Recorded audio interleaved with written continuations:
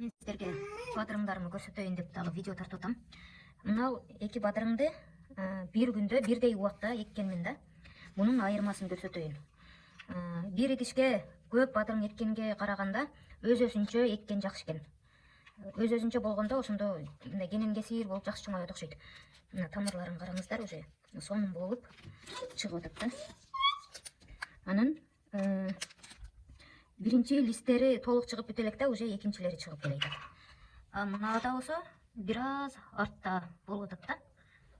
Бул жака 7 уштук чыгыптыр, 9 уштук эккен эле, мына эки жерде чыкпай калды. Мына жактагы бадырыңдарым бул мурдараак эгилген. Негизи үйдө мен биринчи жолу эгип атам, комнатада. Мына бадырыңдарым комнатный бадырыңдар. Булар кыскараак болуп өсөт. Эшке эккенге караганда, мына көрдүңүздөр, уже мына жакта бүт жалбырак чыгабы же уже гүлдөп бадырың чыгайын деп атабы. Алдыда көрөбүз эми. Мыналарым болсо, булар уличный бадырыңдар. Булар узун болуп өссө керек.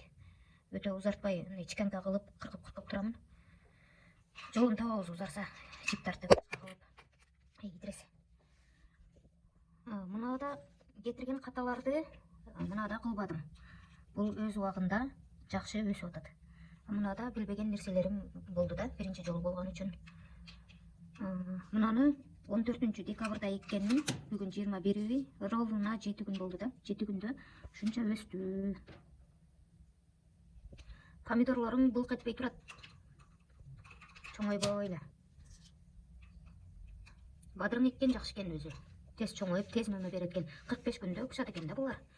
Помидорлор болсо, картошкалар бул 90 күндө пышат экен. Убакытта көп кетет экен. Эгер бизнес кылам деп турган болсо, мына бадырыңдан кылыш керек экен да. Биз кыргыздар шашма болобуз го. Бирдеке кылсак шарт тез болуп кетишин каалайбыз.